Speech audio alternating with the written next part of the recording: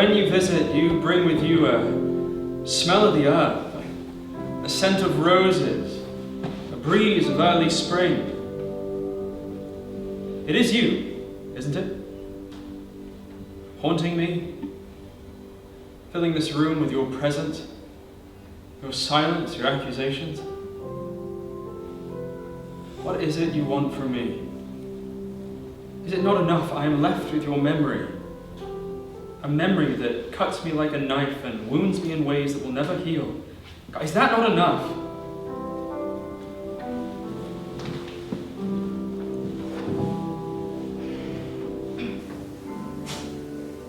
Look at you. On your knees. Fingers caressing the soil, tenderly pricking holes for their children to make their bed. You loved gardening. You loved all it represented. You loved life. That's what you want, isn't it? You want people to know that deep down you loved your life. You want people to know the truth of who you were. I can do that. If it means you can rest, I can tell your story. Elizabeth.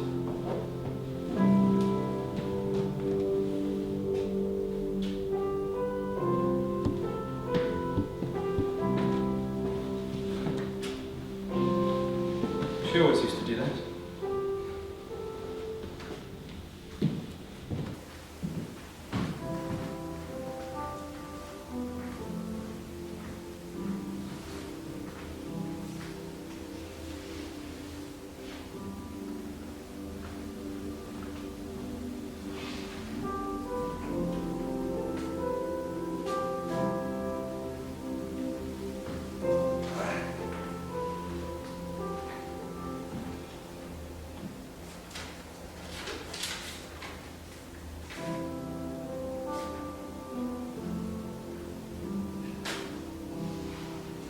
Elizabeth!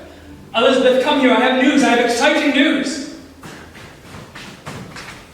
Oh, I do wish you wouldn't do that, Elizabeth. It makes so much more work for your mother. Couldn't you have used a towel, or better yet, not get your hands so dirty? It's so... Unladylike, Father? No, it is. Well, I hope that's because I am to challenge society's image of a lady. I won't conform. I want to be me, Elizabeth Coxhead. Won't be defined by my gender or by my history. Will only be defined by my achievements, by the work of my hands. Your very dirty hands. Well, I've been gardening. I like gardening. Lizzie, sometimes I wonder where you've come from. Well, I could explain that to you. I've been reading and I know all about what happens when I'm... Lizzie, we don't talk about that sort of stuff in this house. At least, children don't. I resent the label. What do you mean you don't know where I came from? You were present at my birth, weren't you? I was. And it was a wonderful experience, and when I held you, I dreamed such big dreams for you. But... Your dreams, Father, not mine. And what are your dreams, if a father is permitted to know such things? I want to write and to garden. In fact, if I could write about gardening, I'd be in heaven. My two favourite things in the world. Do you think I might manage that? Well, judging by this letter, I think you might. Letter? Father, you said you had news, important news. You've not shared it yet. You are a terrible man for keeping your daughter in such suspense. It's cruel. What is it? Your story, the one you sent in the Daily Mail. It won 3rd prize. You've won 10 shillings. Well done. 3rd prize? 3rd prize? But it was a brilliant story, allegorical. I bet they couldn't understand it. I bet it was too sophisticated. 3rd prize. Oh well, 10 shillings will buy me a lot of books. I rather thought I'd keep it and save it for you. Save it? Are you some kind of lunatic? I never have money to spend. I can never buy anything. Well, now I can, so hand over the dosh and I'll use it wisely to further my education. You of all people surely can't complain about that. Aren't head teachers supposed to encourage their students to read? You read too much and too widely. It gives you opinions. Dangerous opinions. Who knows where it might lead? I know. It might lead me into writing novels that shock people, or plays or poetry that moves the readers to tears. It might lead me to being a leading light in modern society. It might make you enemies. Or friends. I'm sure she'll be friends. How could anyone be offended by me? I am far too sweet-natured to cause anyone offence. Don't you agree, Father? Please don't hesitate so in your reply. It's really rather rude of you. Do you ever stop? It's like living with a whirlwind. You come in and you race about the place and your words leave a trail of devastation and bewilderment. Why, thank you, Father. That's quite the nicest thing you've ever said to me. I assume it was meant as a compliment, yes. Well, I'll have that 10 shillings if you don't mind. I think I'd like to buy my own copy of Middlemarch. I've wanted to read it for such a long time, and she's such a local author after all. Just imagine, one day people will say, Nuneaton, that's where George Eliot lives, and nearby Hinckley. Why, that's the home of the incredible author Elizabeth Coxhead. My name will be in books, my name will be in city columns. I will be an intellectual giant and a girl who knows how to have fun. Really? Well, before you metamorphose into this titan of literature, perhaps you will consider your schoolwork. Brilliant as I am sure you are, you still need to pass exams. You know your mother and I are hoping you might try for Oxford, but it won't be easy. It's years away. Plenty of time for hard work later. Now, all I want to do is read, garden and walk. Talking of which, I promised to meet a friend over at Burbage. Moustache. Such energy. Such lust for life. So different to me. But so like her mother. Ah, so like her mother. We never know, when we give them life, the lives that they will lead. We have our hopes. We make clear our thoughts and our preferences, but in the end, the choice is theirs. I doubt she will even take direction from her husband. Assuming she has one, she'll probably frighten off any person who comes near her. I read her story, the one for the Daily Mail. A child's story, but with such an insight in what it means to be human. It quite took my breath away. She is better than I ever could have thought. She has, what is it she has? Empathy. That's it. Empathy. She can put herself into anyone's shoes and immediately understand what it means to be them. She feels deeply. I suspect of her politics. She is radical. I'm not sure the people of Hinckley are quite ready for a radical woman's author. Though, of course, there was Charlotte Brain. Well, not radical, but subversive and submissive in what she was trying to do with her books. But, you know, Elizabeth is quite fond of her.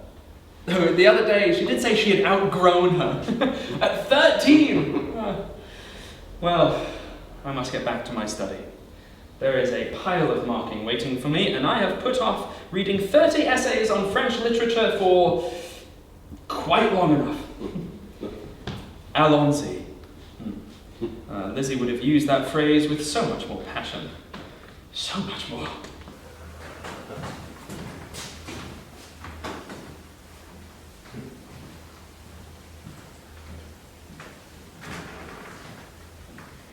My mother's books really are awful. I mean, I know they're meant for small children, but even so, this book about Sir Walter Raleigh should be an absolute page-turner. He had such an interesting life, he did such amazing things. He took so many risks and, yeah. It's boring. It's like a list of achievements and actions, not a story of life.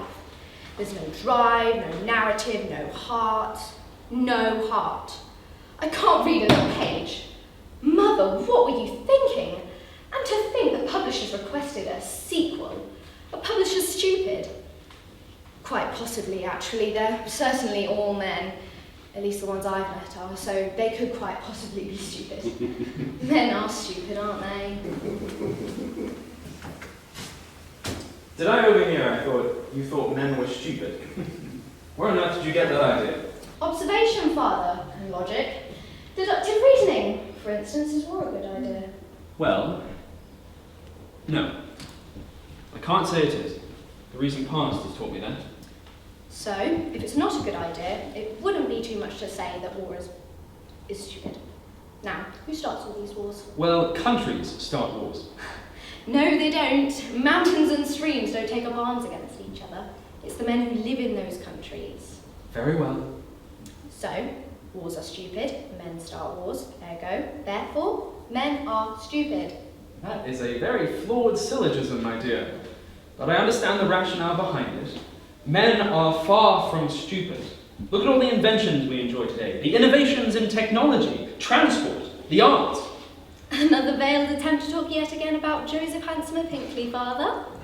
Well, yes. But no. Stevenson, Watt, Marconi, Michelangelo, Da Vinci, Shakespeare, Brunel. All men. All very clever, all very important. The world is a better place because of men. Because of those men, perhaps. But those that aren't clever are stupid. This isn't an argument I think I can win. Am I stupid? Of course not, you're my father. And what has parentage got to do with this debate? And you're the head of Hinckley School? The governors are unlikely to have appointed a stupid person to that role, are they? I imagine not. And you would never fight in a war again, would you? Well, You wouldn't. I know you wouldn't. I couldn't bear it if you did. I couldn't bear to think of my daddy killing a man, wiping the blood from his bayonet and moving on a mood. No, I know I'm right on this. Oh, by the way, what's Mother's new history book about? the conquest of Mexico. And does she know all about that? She does. Well, she will do when she's done the research and gone to the library. I see you've been reading about Sir Walter. It was very well received. Not by me, not by any child forced to read it, I imagine. But if you want the facts, then... Of course we want the facts. Foundations are born from facts. Truth comes from facts. They matter. I agree, facts matter. I only wish they could be a little more interesting or exciting. Anyway, I'm off to finish Middlemarch. And then? And then I'll get down to revision, promise. And just like that, the years flew by, like pages in a book, in a breeze. Until one day,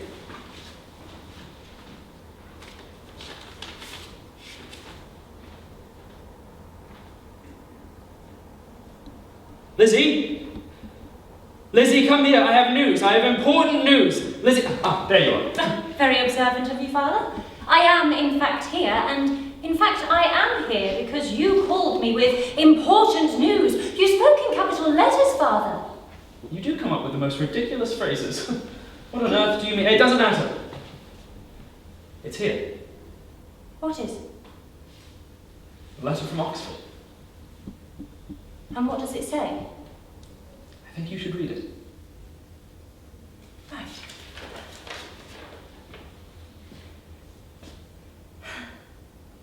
I see. I understand now why you spoke in capitals. This is important. Have you told Mother? I rather thought you should. Coward. Have you got nothing to say? I was at least expecting a well done or something encouraging. I mean, you are my tutor after all. But as your tutor, I say well done. You deserve this. You've worked hard for this, and you will thrive. But as your father, I'm sorry to see you go. We have grown so close these past few years. You have become a part of me in a way that I never could have imagined. When you go, you'll tear away the best part of me. It'll break my heart to see you enter Somerville, but that same heart will be bursting with pride and admiration of my wonderful, dazzling, beautiful, amazing child. Oh, Father. Will you really miss me? Terribly. And so will Mother. I will miss you too. But of course I'll come home in the vax. I mean, who wouldn't want to come home when they could? We'll see. Oxford will change you. You'll see things differently. Hinckley won't seem the wonderful place you once thought it was. You may even come to despise the town you grew up in. I would never do that. I love it here. I will always come back, I promise. I will make you proud. I will. You already have. Now, go tell Mother, and promise her you will always write. I will. And you must write too.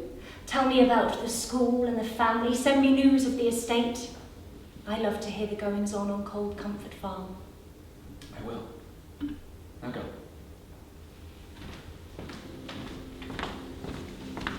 Just like that, our time together was done. Not over, but the best part of it. The part I played in making her who she was. The safekeeping, protective part. She will find her comfort in others, share her jokes with others, find her love in others. So, I thank God for what we had and pray for what is to come. She has a long road ahead of her. I hope it will be paved with gold.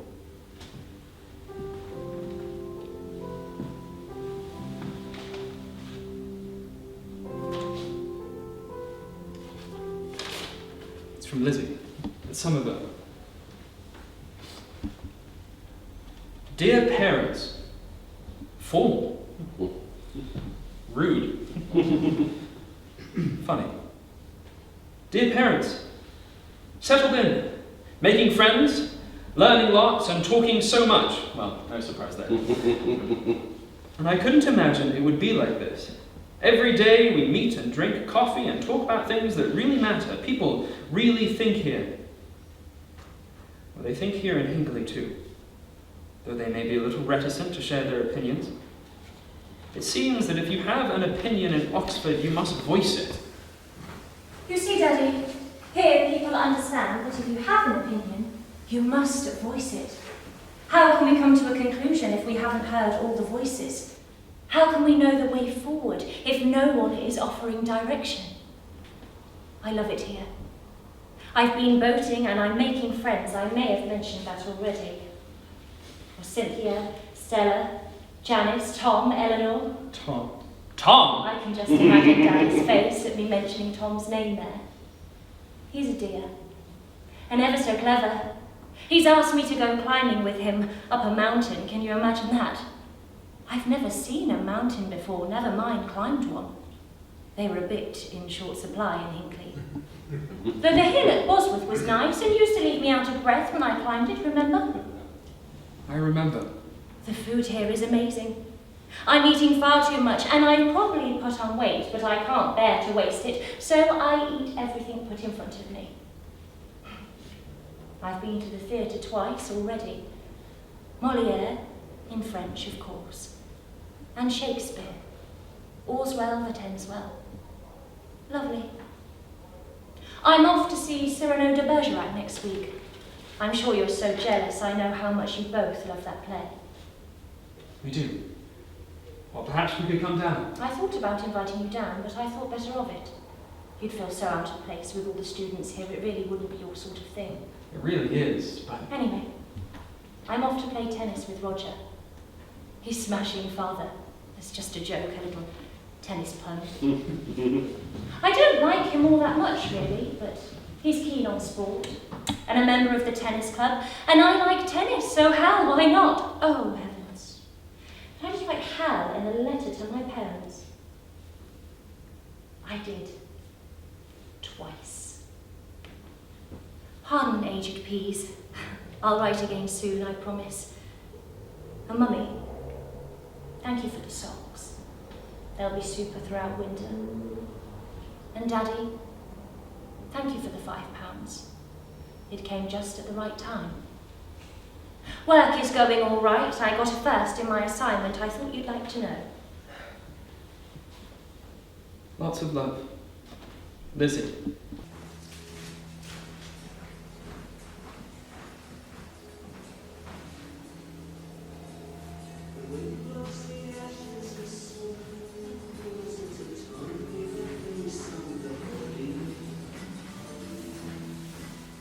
Well, that was an easy win. Well, Roger was so annoyed. He prides himself on being a super sportsman when really he's only average. Very average. Perhaps that's an Oxford thing.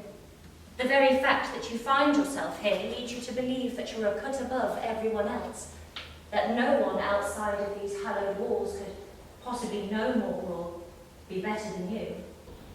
Well, if that's the case, then it's a very dangerous place to be, because it's clearly not true. I mean, I love it here, and I would rather be here right now than anywhere else in the whole world. But I know that when I leave, I will meet people better qualified at life. People who have really lived, who suffer and win through, who struggle and succeed. Those are the sorts of people I will learn from. Perhaps those are the sorts of people we should be electing to run the country, rather than people like me. Not that I'll ever elect a woman to run a government, because that would be a step too far. But anyway, Roger.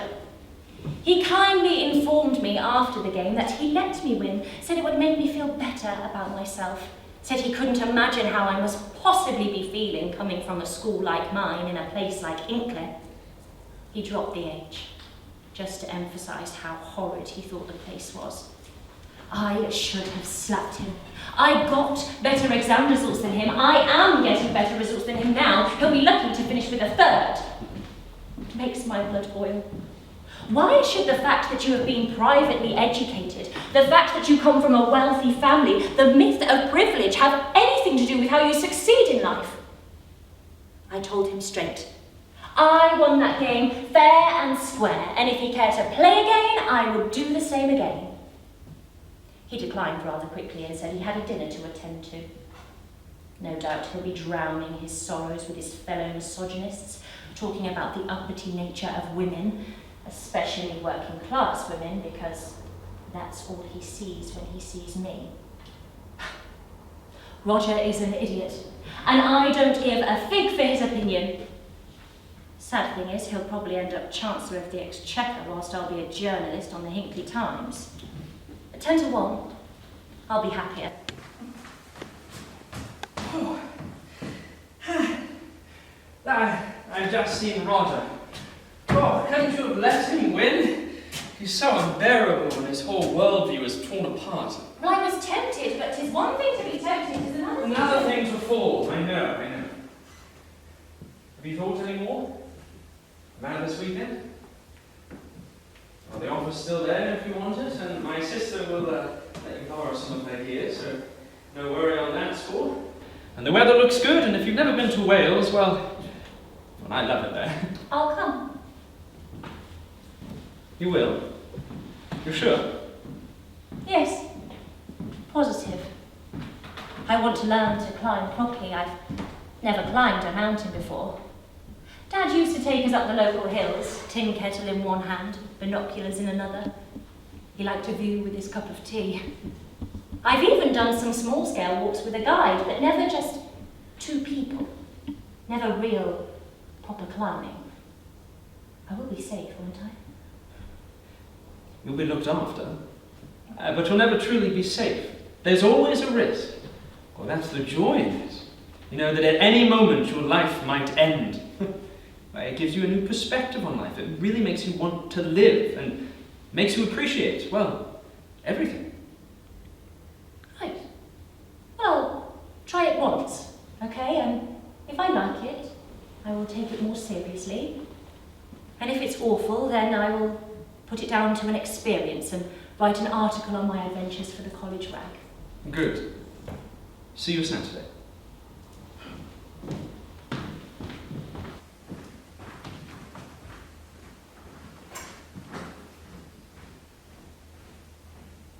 I never told Lizzie, but I fell once. I was climbing solo, Derbyshire, so nothing too extreme, but still a steep ascent. It had been raining, the type of rain that makes your skin feel like oil and the rocks slippery. I'd gone 30, maybe 40 feet. I reached out for a tree root. It seemed sturdy enough. I got my footing, and then it started to rain harder. I couldn't see, blinded. I lost my footing. And then the tree broke. And as if in slow motion, I fell back and down. Well, my ruck saved me. It was stuffed full of extra blankets and jumpers. I hit the ground hard and bounced. Hit my head. Started bleeding. Broken ankle. Fainted. But lived. Lived to climb again. Took me a year before I could come back to that face. Oh, but I was up in under an hour. It was dry. But when I looked down at the base, I saw a body. Mine. Only, in my vision, I hadn't survived the fall. I was shattered in a pool of crimson. Only a moment, but I promised to be extra careful in the future. I'm glad to hear it.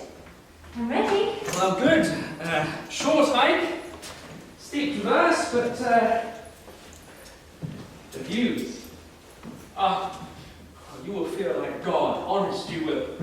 But putting aside the fact that neither you nor I could possibly have any idea how God feels about anything, I confess to feeling rather excited and at the same time terrified out of my wits. Me too. Always do. You'd be a fool not to be. Come on.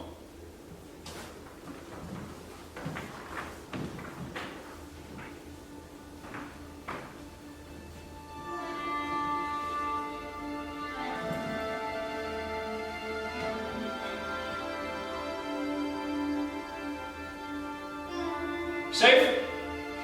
Off beeline! Taking in.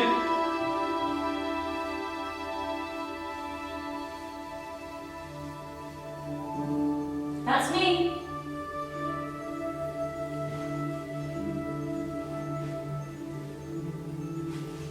On belay. Climb and ready. Climbing.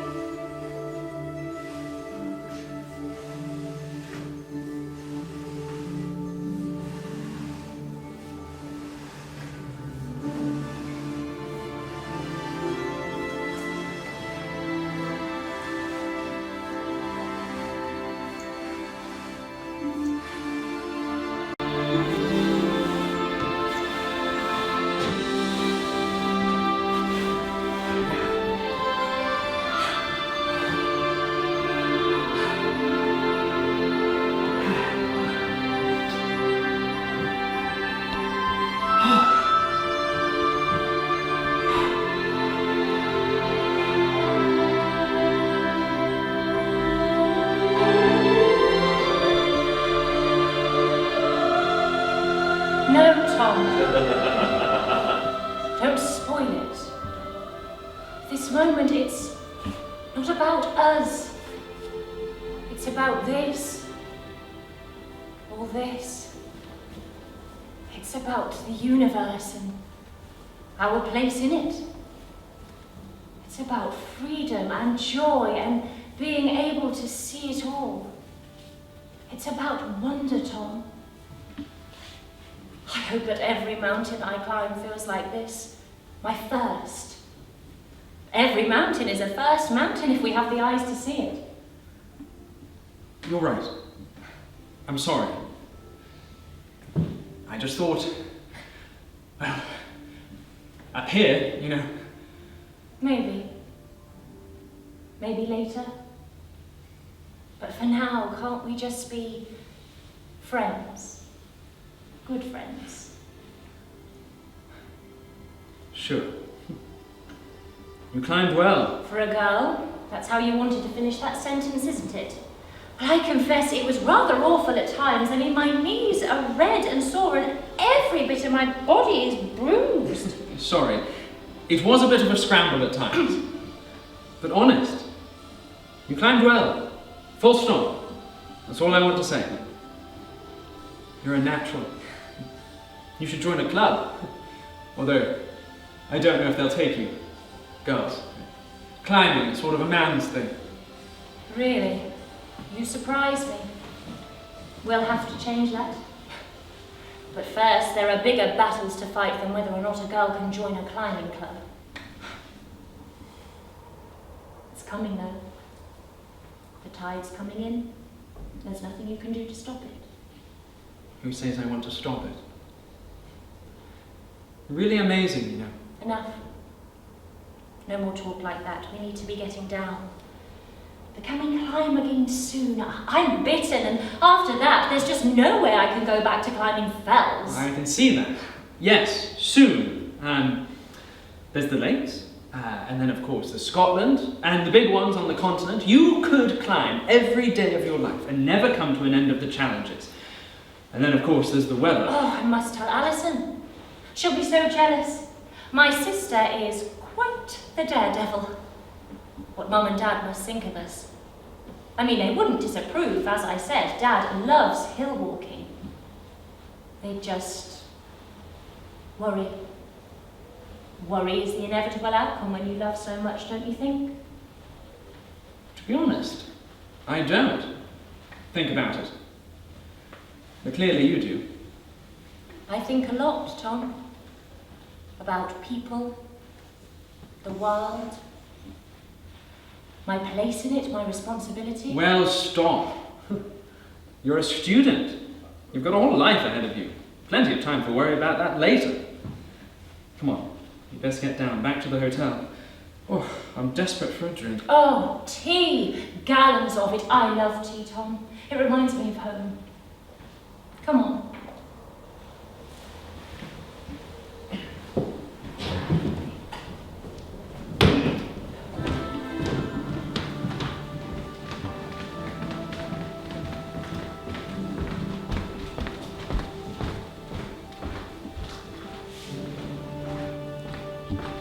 So, Dad, I'm going again. Tom says I should be able to lead on the rope soon. He says I'm good enough. I hope he's telling me the truth. For as much as I love what I do, it still feels like a bit of a cheat. Like I'm being pulled up the mountain by the person in front rather than actually making the ascent for myself. There are times where I felt rather like a parcel. I want to be one with the rock, it and I making a route together, and the rope behind me making a route for my friends. Deep down, I know I'll never be amazing. I'm sure in the end people will think of me as a glorified scrambler. But still, I've never much cared for what other people think. And besides, I'll be having so much fun. I cannot wait for my next mountain. There are just so many to choose from. And each one will be a first because the views never repeat themselves, nor the conditions. Snow, mist, gale, a spectre of the rocks, some drastic effect of colour or light. No two ascents will ever be the same. But if every mountain is a first mountain, then I cannot but be aware there awaits for me a last mountain. I hope it's still on a remote horizon. I know of a woman in her 70s who climbed the Matterhorn, and Daddy, you'll be well over your 70s and still climbing. Moelle Siabod. I can just see you now on the summit, puffing slightly and gasping for a cup of tea. My last mountain will be a poignant one, for I'm sure that no consciousness of failing powers will have reconciled me to existence on the flat. But wherever and whenever it may loom, my last mountain will have this in common with the first. It will be as good as new.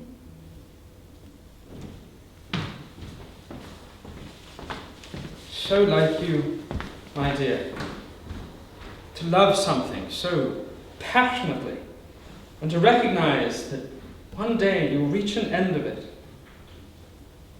Your letter saddens me. It seems that you have cast a shadow over your life with this passion. You seem to only want the mountaintops. Anything less just won't do. Yet so many of us live in the valleys, on the flats. It's not so bad. And the views are quite as special if you care to look. Well, I envy you. I hope you're right. I hope I will be climbing into my 70s. You never know. Oh well, sire bod indeed.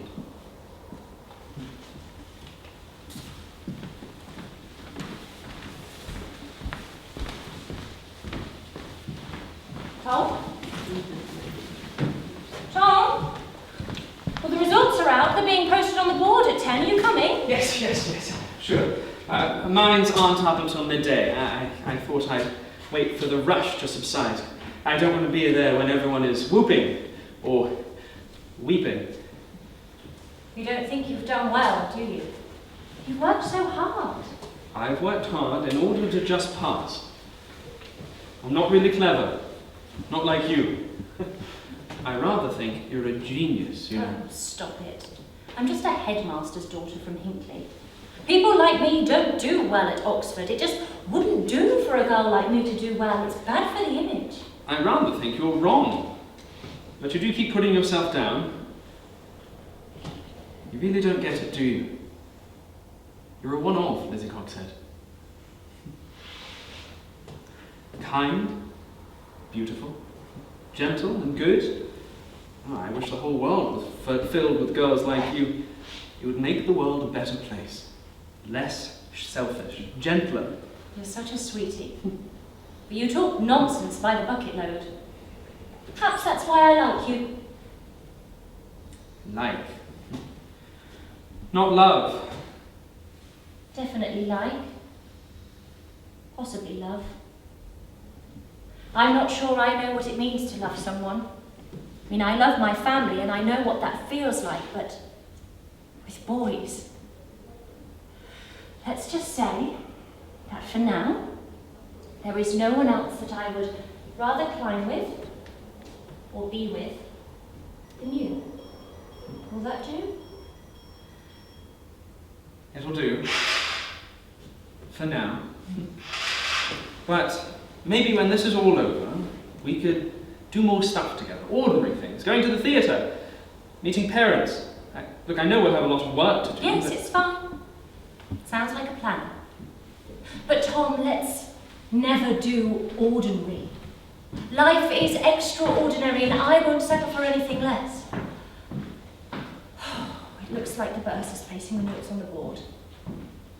Let me go by myself and I'll come back and tell you.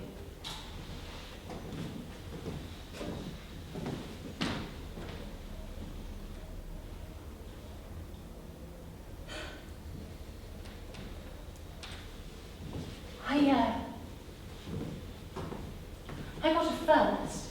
See, I told you! But me, how? I'm just a girl from Hinckley. You're not just anything. Well done. Really. Well done.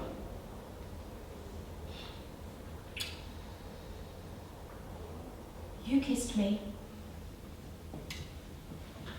Well, I've been trying for years. I thought now might be the right time. It was. Now to see what you got. Well, whatever it is, it won't be a first.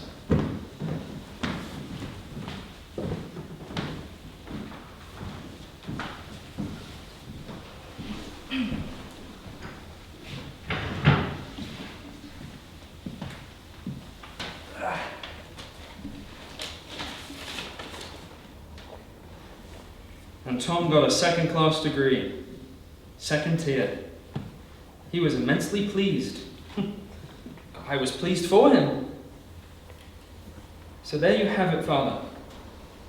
Your little girl is leaving Oxford with a first. See you soon. Love to all. I expect a big welcome home with banners and everything. Only joking, of course. A cup of tea is all I ask. And a hug. Yours, Lizzie. First. My little girl, first. I must tell the papers.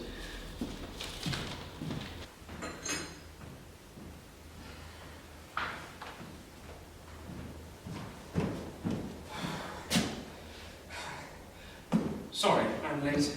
Liz, bit of a mix-up at the bank. People are getting a bit skittish, taking their money out. It's this Hitler blighter. He's got everyone all scared. Is that your latest masterpiece? Not. I really must get a copy. I can't bring myself to go up to the shelf. I'm a bit embarrassed, There's tea in the pot. It's probably cold. You might need to order new. I wouldn't mind a new pot. Yes, this is the latest issue. You really ought to read it, Well, it's called The Lady, but the articles are written by both men and women. It's really rather good. It's not just about fashion and hair. To read The Lady is to discover England. Is that a quote? That's what the editors always say. They're wrong, of course. There's no working class England here, no Hinckley, no poverty or disease. There's something about English heart, English mindset. I really rather love it, and I'm very lucky to have a job working on it, even if I am just writing fluff, as my father says. But he seems to think I should be writing for the dailies. I've sent some stuff off to the Liverpool papers, and the Manchester Guardian to see if they like it. The Guardian? Isn't that a socialist newspaper? Can't you write for the Times? Telegraph? Daily Mail? I thought all women love the Mail. Tom, you're becoming a dinosaur. I rather thought you'd enlightened, but I was wrong. You're positively Edwardian. The world is changing. War is coming. Your customers are right to be worried.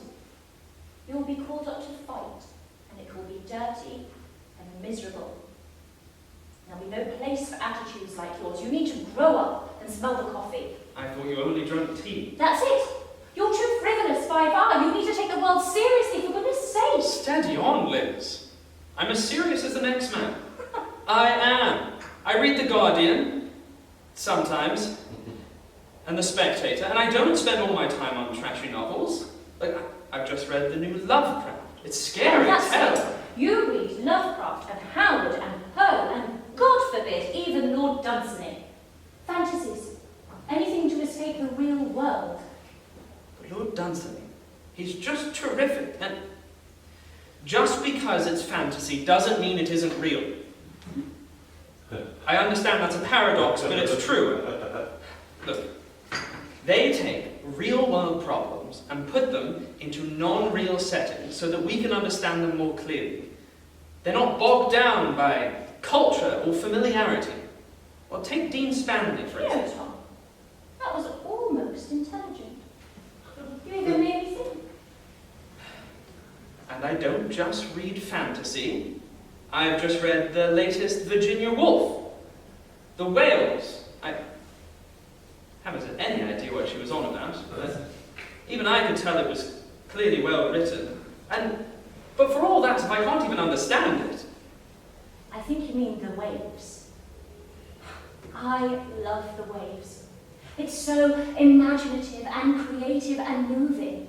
All those people growing old in line with the seasons, the inevitable aging of man as inevitable as the tides, the waves. I would love to write like that.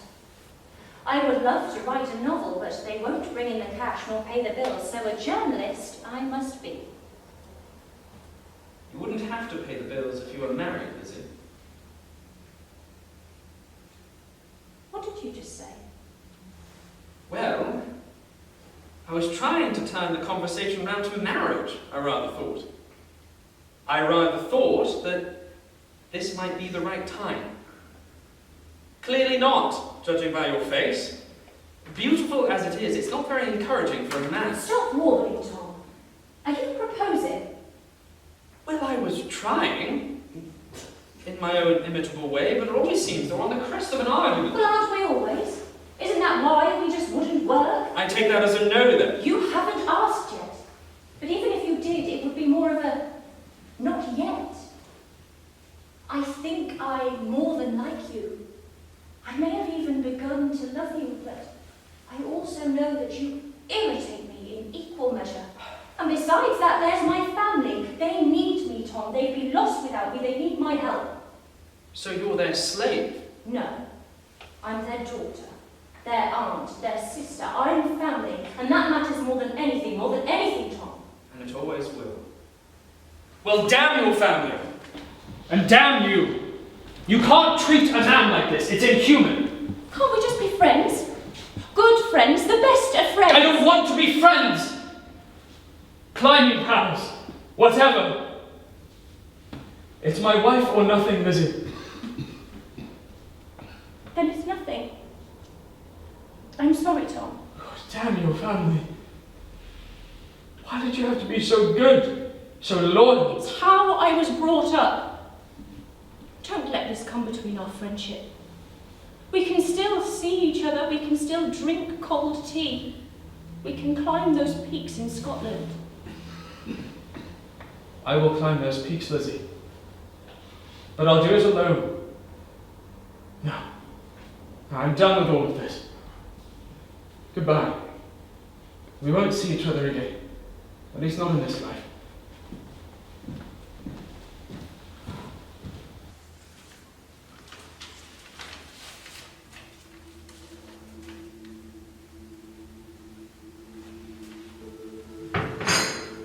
I'm sorry to inform you that your friend and fellow climber fell, not using a rope. Oh, Tom! Tom, we'd have used a rope. I could have saved you. Tom, you're dead. I know.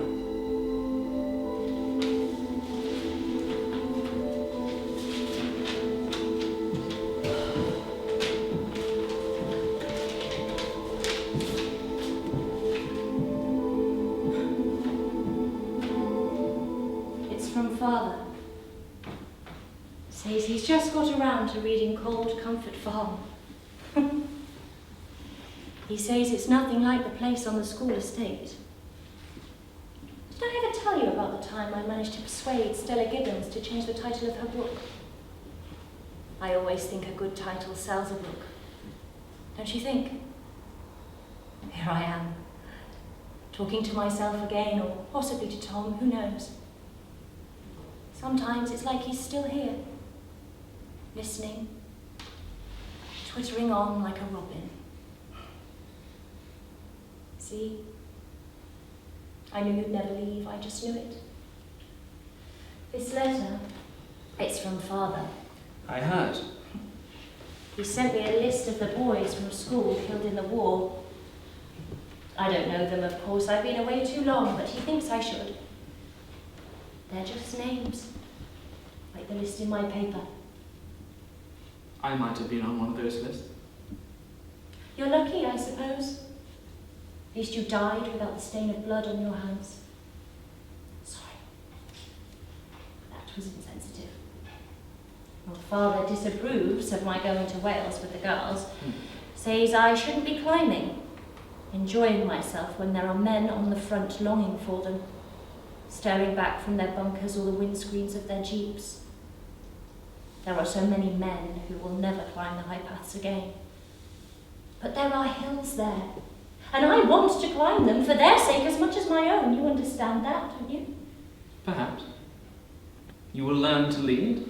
At long last, the rope will be behind you. The gallant leader. Will you be there? Perhaps. Good.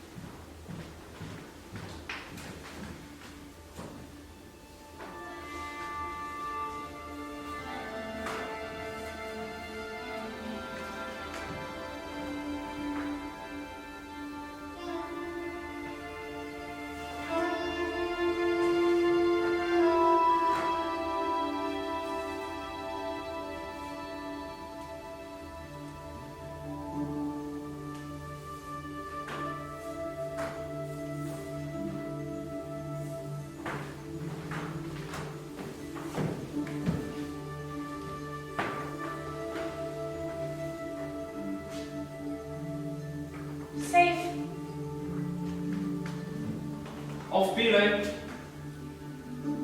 Taking in.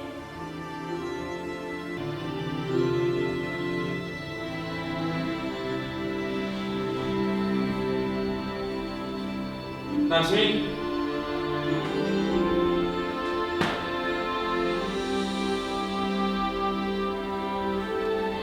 On belay. Climb when ready. Climbing.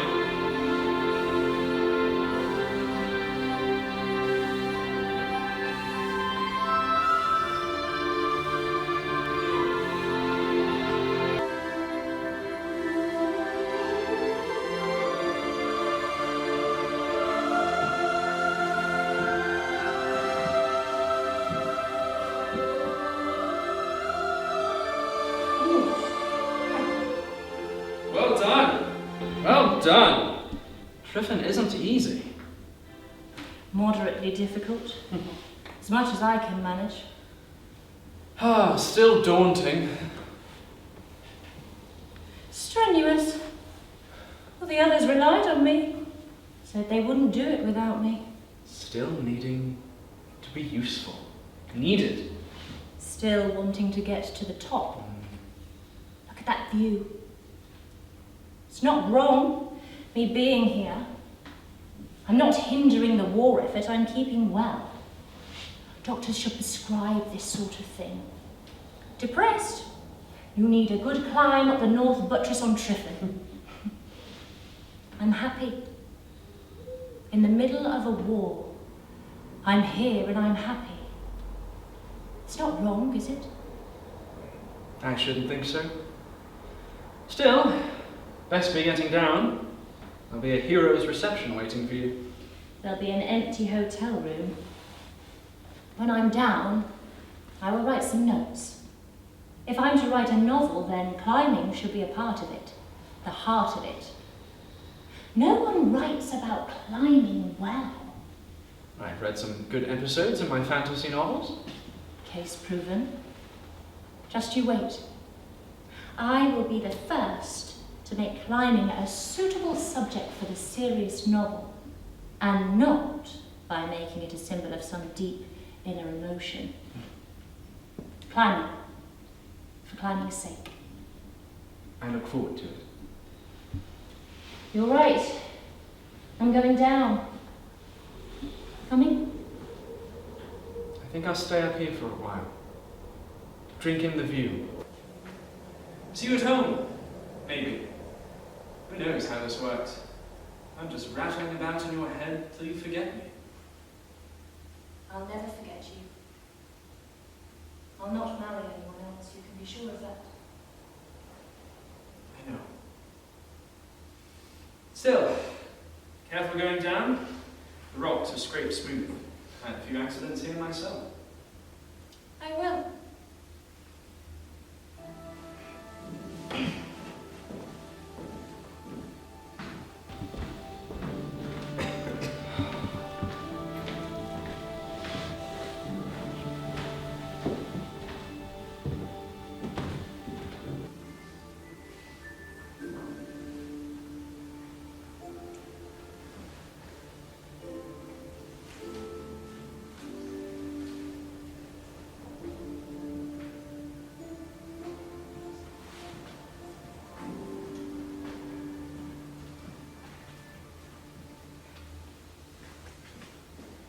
Disgusting.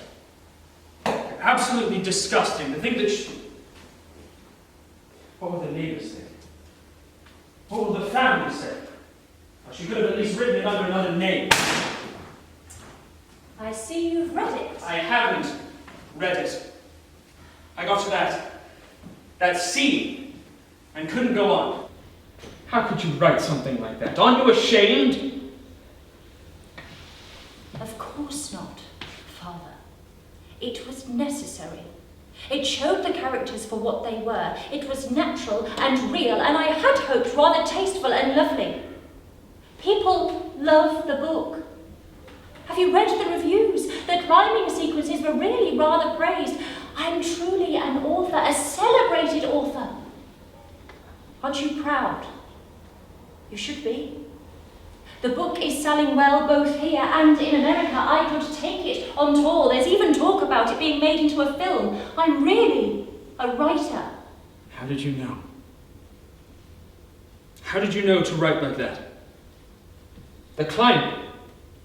I get the climbing. You climb. You love climbing. It's in your blood. But that scene, when she opens herself up and lets him in, was that from experience too? Was that you and Tom? Was it? You never even married. Tom and I never. I don't have relationships, Father, you know that. I'm too busy running around after nephews or caring for Mother or caring for you. It's not me in the book. But it might be what I dreamed might one day be me. You've heard the Bishop of Chester, I suppose. Yes, and I'm extremely grateful. Rather than preventing people from reading the book, it sent them in their thousands to the bookshops, curious to see what all the fuss is about. I'm rather afraid they'll be disappointed. One green bottle is hardly Lady Chatterley, but that book means I can live well, I can write what I like. I think I would like to write more novels, but deep down I think a biography. Other people's lives are infinitely more exciting than anything I can dream up for any of my characters. But first, I have a head full of stories. And will we appear in your future books? Myself? Your mother? Your sister? This house? Hinckley?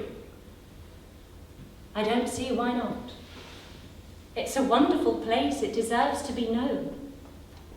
But I will write with kindness, a fondness. Shall I finish it then? Your book? Is it worth the effort? Only you can be the judge of that. Perhaps if you do, you might understand my hero, Cathy. You might forgive her for giving herself like that. You might forgive me. Father, don't let this come between us. I can't bear it. I want to make you proud.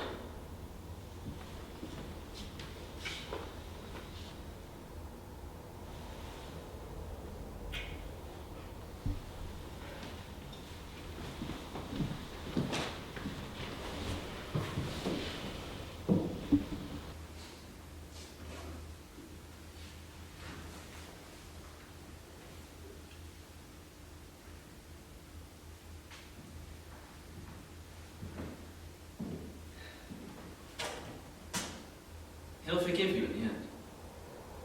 The fuss will pass over.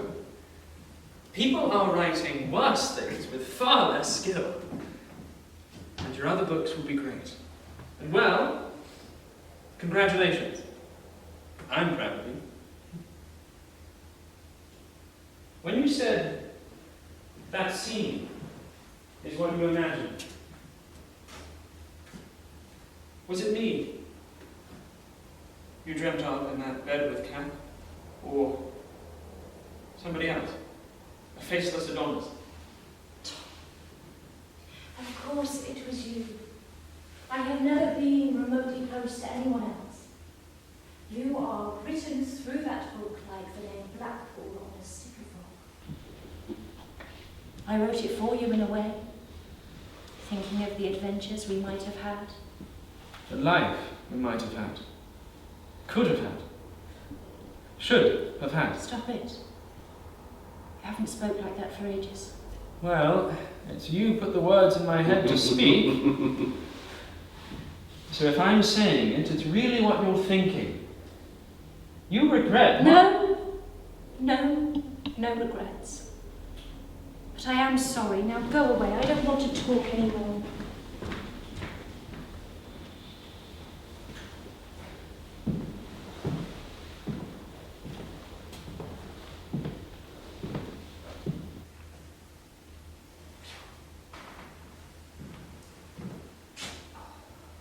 What's all this? Gardening? This isn't the life I thought we'd settle for. Have you given up the climbing? No. I'll climb for as long as I can, but I I know I'll never be one of the greats. I'm not skilled enough. Just like my books, I'll never be a great novelist when my books. But your books do well. There is even that film. To be honest, I thought Max Bygrave was surprisingly good. You're a good writer. I know I am, but I'm not a great one. My books sell for now, but will they still be in print in 50 years? Will people study me at school? Will I be spoken of in the same breath as George Eliot or Charlotte Bray? I think not. I'm in fashion for now, but there are others who are coming who write just as well and are far more daring, far more shocking. That's what's coming next. You've been shocking. Yes, but not anymore. And besides, I never wrote to shock. I wrote truth. But whatever, I'm moving on. I've been asked to do a biography. A wonderfully fascinating Lady Gregory. To tell her story will be a privilege. Your father would be proud. Yes, he would. He always thought my books were a little sordid, but a biography, much more respectable. And about a lady like Lady Gregory, it wasn't a snob, but he could be quite snobbish. And the gardening? It's just another way to be creative. I like the soil, the seeds, the way things grow, the way we can create an Eden in our own grounds. I think I like gardening more than I like climbing. Never. You can't mean that. Well, I say what I mean, and I always mean what I say. You can be sure of that. Well then. Do you still miss me? No. Not anymore. For a while I did awfully. My heart was empty. But then, life. My family filled up every bit of room in that heart, so there was nothing left for anyone else. Or you. That is very sad. This isn't the life I thought you would have chosen. No. But it's the life I was given. And I have loved it. But I wouldn't wish it on anyone else. If there was ever a time where I needed to be cared for, I couldn't do it. It wouldn't be fair. I won't be anyone's burden. I don't like you talking like this. To a ghost, you mean? Isn't that what we all do? Talk to ghosts? They're our constant companions. Now, if you were real, you would help me by getting some compost off the pile at the bottom of the garden. But you're not, so I'll get it myself. Oh, these stiffening burns. If I were real, I might have married her. Might have. Might not, of course. She is her own woman, and she has shown a remarkable reluctancy to commit to anyone but her own family. I suppose that's admirable. She is dutiful in the true sense of the word. If I were real, perhaps things would have been different. Perhaps she wouldn't have written as much as she has. She may have had children. And by watching her with her nephews, she would have been a wonderful mother. She still would have gardened. If I were real, I may have left her. I may have felt neglected. Second class. Her real love, her family. And I never would have been real family. Over time, our intimacy would have dulled, we would have replaced it with a dull routine, fiercely polite. But I'm not real. So we can never know what might have been. Only what is. And she is the finest woman I have ever known.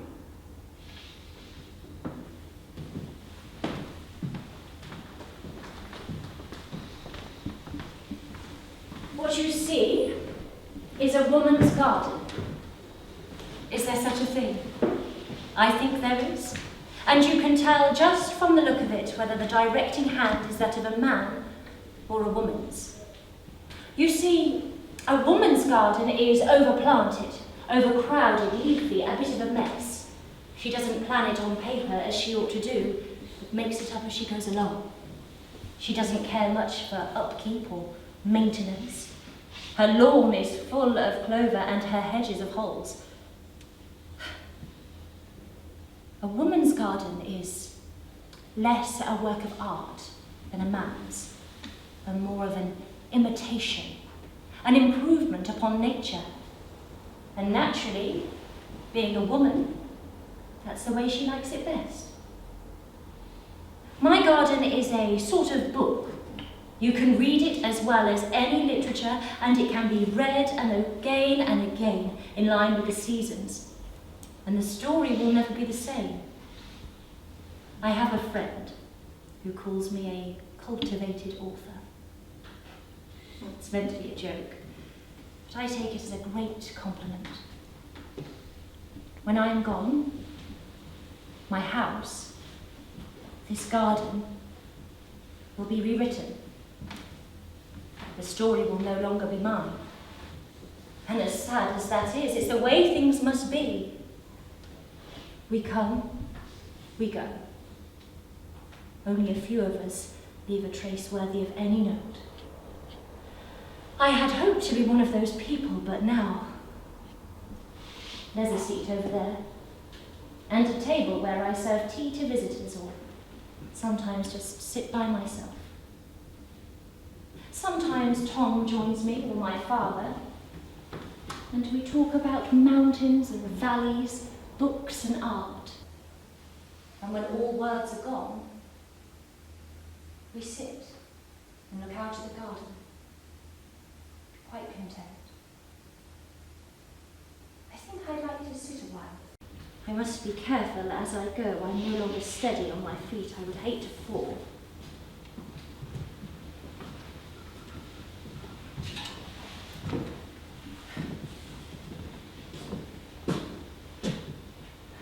You've done a good job. Thank you, Father. Coming to gardening so late in life, I can't do all that I would like. I didn't mean the gardening. Then what? My books, my articles? Your life. You've spent it well. Given generously of all you possessed. Made me proud. You're talking like it's coming to an end. I rather had hoped I had a few more years left yet. All lives come to an end. What matters is that they were lives well lived. And yours was. Now, drink up. Tea's getting cold. And look, the sun is setting. The garden is ablaze.